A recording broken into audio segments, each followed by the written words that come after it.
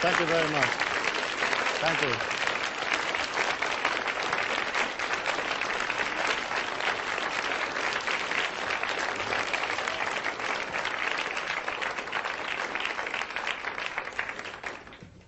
Well, hello and welcome.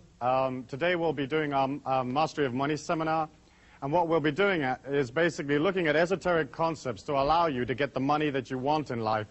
Not necessarily to become millionaires or to become very, very wealthy, but to have enough money to go through the physical plane, to buy those experiences that you need for yourself and for your loved ones, and to feel a sense of it all just coming to you naturally as an outpouring of the love and the creativity that you put out, rather than this whole concept of like working hard and struggling and forcing the whole thing to come about for you.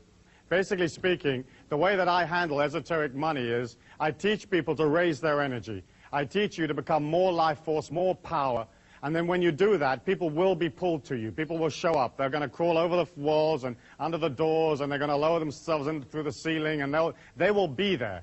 And when they show up, what you have to do is bill them. You have to have a way of billing these people so that you can basically make money. And that means being organized, having a product or a service or something that you can give to these people when they show up in your life. For you to raise your energy and have all these people show up and then you haven't got a way of working it with them, you won't have the abundance, you won't have the creativity, and you won't have an energy pattern that will go all the way. And basically, some of you are going to need lots of money. You're going to need loads and loads of the stuff in order for you to buy those experiences and to create the changes that you hope for yourself. When you look at the physical plane, you can understand that it isn't designed for people to be rich. If we divided all the wealth up in the world among all of the people, okay, in fact, everybody would be millionaires. But the system is so designed that a few people have the wealth, and the rest of the people do not have the wealth. And because it is designed like that, and because it's come down from thousands and thousands of years, the common man has to put in a certain amount of transcendent energy to pull himself or herself out of a system that isn't designed to assist you. I mean, imagine if you could go to work and in 1 week you could earn, let's say, $2 million. And you think, oh, Friday, I think I'll retire from here on out. The system isn't designed like that. The way that the system is designed is that if you work really, really hard, it will spit out just enough cash to keep you just above what I call the revolution level. You know, where you're not out in the street tearing the system apart, but they fed you just enough to keep you going so that you don't blow away the system. The world that we live in is just owned by a few people. You know, let's say 500, 1,000 families own the entire world, okay?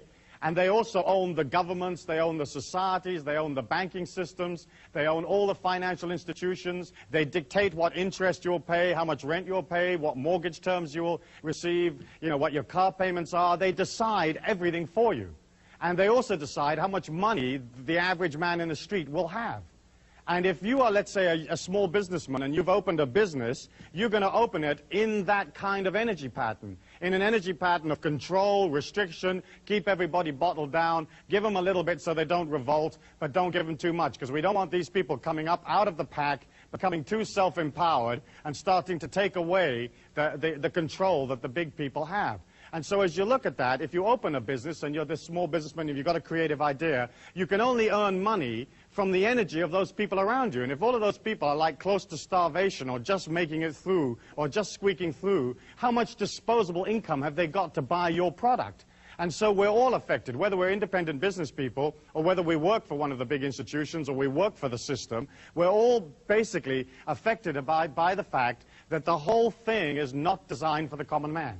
And you've heard me say that many, many times in this seminar and in other seminars, that the world is not designed for the people. It's designed to keep the institutions up. It's designed to keep the philosophies up. It's designed to support the governments. And you, as the ordinary working people, are always sent the bill. You get to pay for everything. If there's a mistake, you get to pay for it. You know, if there's some kind of disaster, you pay for it. And as you look at that, you can understand that the only way that you can pull out of those feelings and out of this conditioning that basically is absolutely designed to hold you down is by you having a force of will that is stronger than the force of will that is trying to control you. And you have to create inside of you an energy pattern a bit like, well, imagine if you were like swimming along in a swimming pool. And you're down at the bottom of the swimming pool and you're holding your breath, and like Swamp Thing like grabs you by the ankle, you know? How much would you want to swim to the surface? You know, how much effort would you put into getting up and getting out of that and getting a breath of air? And for some of us, that's how much effort we have to put into becoming financially independent, mastering money. Because our societies do not teach us power. They teach us that we are weak, that we have guilt, that we're useless, that we're supposed to support everything else, we're supposed to send money to everything else, that none of this is really for us, and that if we do too well, somehow that pulls us away from being godly or righteous or good. And of course, that's a bunch of hooey, because the life force or the God force is absolutely abundant. It'll give you anything that you believe in, and more. You only have to look at nature. You can look at a cherry tree or an apricot tree, and it has more apricots on there than you can ever eat. It has more cherries on it than you can eat. You know, and when you look at it, it has that splendid abundance naturally. You know, if a man designed an apricot tree, it would have like 2 itty-bitty apricots at the top of the tree, and they'd be out of reach, and they'd be a little stale, and you'd have to have permission to go climb it, and a certificate for when you got it, and then a third of the apricot would then belong to somebody else, and eventually you'd wind up with just the pit and a little bit of apricot, you know? And that's how the system is designed. When you look at it, when you look at the physical plane, we are here as these transcendent beings, as these infinite beings inside a body, and you have the ability, through your thought forms and through your feelings, to absolutely redirect and change your life. I believe that you're not your body, that you're not your mind, that you're not your sexuality, that you're an infinite being inside a body, and that you took on the limitations of the physical plane in order for you to be able to transcend them. The physical plane, the humans that are on this physical plane, are basically like in a circle. And the circle is created by the electromagnetic waves of the brain that set up this field, or this force field, that we all live in. And that force field cuts us off from the abundance of the life force. It cuts us off from the God force. It cuts us off from other dimensions of existence and makes us, or gives us the illusion that what we see is real. But in fact, the physical plane that you see is no more solid than your thought forms. There's no more solid than the feelings that you have within you. The fact that the physical plane is moving at the speed of light gives it the illusion of being solid. But in fact, you're looking at basically a non-solid world, a world of thought form of consciousness. Your body being the same thing, your feelings and your thought forms all being different and varied forms of the one and the same energy. And as you look at the way scientific research is going now, you can see that the scientists are getting nearer and nearer and nearer to a unified force field theory, where all energy will be just one and the same energy. And that's my feeling, and that's the sort of mystical or metaphysical approach.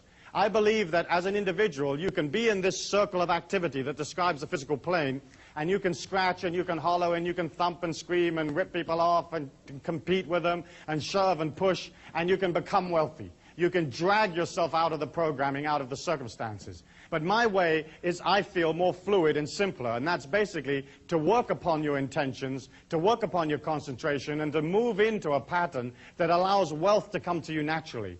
Because the other system, where you're sort of scratching and biting to get money, it's almost like your wealth means somebody else's poverty. Where my way is, you can become wealthy and then allow everybody else through your wealth to become even richer. It's not like there's any limit to how much is out there. And it's not like there's any limit to how much money you can have. There are millions and millions of dollars every day that are lost and left lying around, and people die and they just leave it in little sort of carrier bags someplace. You know, there's millions of opportunities for cash at no effort at all. And it's not like you becoming wealthy is going to detract from somebody else at all. Because we're not living in a finite world. We're not living in a world that only has this much resources or this much wealth. There are more resources to be discovered. There are more creative ways of doing things. There's always an ever-expanding amount of wealth. And what you're doing as an individual is, you're saying, listen, I'm happy to concentrate on making money because I understand that if I don't concentrate on making money, I won't have anything. You know, if you concentrate on the phantom rapist comes out of the woodwork and bites you on the bum. If you concentrate on money, you get money. But of course the societies and the way we teach our children disengages them from money. It disengages them from having wealth, because we teach our kids, hey, it's not okay to be wealthy. You know, the meek will inherit the earth. The God force doesn't want you to be wealthy. It just wants you to be this little thing and being terribly poor and being terribly thankful for the little itty-bitty that you got, you know. But of course, that's not true. That's just a load of hogwash that was handed down over thousands of years. You know, the life force could give a damn how much money you have or don't have. It is not emotionally involved in whether you're okay or not okay. If you're doing splendidly, then your splendidness will help others, because you'll be doing economic things, creative ideas, you'll be spending your money, hiring people. You know, you're helping the world by becoming powerful. And yet we look at a physical plane where everything is designed to not allow us to become powerful. As you come into the physical plane, as soon as you're born, or some people would say even before you're born, that mind of yours is beginning to record every feeling, every event, everything that's ever been said to you, and you suck all of that up. You know, you can put a person in a hypnotic trance, and you can take them back to when they were 11 years old, to their birthday party or something like that, and you can have them tell you how many people were there, what their names were, how many cans of Coke they drank, how many packets of Jell-O was eaten, who did what. Everything is in your life. Everything is all there. How many steps you took from the parking lot to your seat right now. You have a memory of all of that. And you imagine this small babe, and it's lying there, and it's sucking in all this information. Okay, and it's born to parents who think that, like, working hard is honorable, that you have to work hard to make it through the physical plane, you know. Well, let me ask you a question. How many of you here think that you have to work hard to make money, or you've been taught that you have to work hard to make money? Let me see your hands. Okay. You see, they sold you that. They sold you that. The people that run this circle of activity, okay, sold you that because they wanted you to work for them. You know, they wanted you to work hard for them. Okay? And so basically speaking, we buy into that working hard is honorable, or working hard is how you make money. Making money has nothing to do with working hard. It's nothing to do with effort or struggle. It's mostly a matter of being balanced and organized, and as you begin to center on your creativity, people show up that want to be a part of that creativity, want to be a part of that action. They feel your security, your strength, and they sign up for it, and they pay you for it. So it's a simple transference of energy. You transfer them an idea, and they transfer you another idea called money. As you look at that, you understand that, like this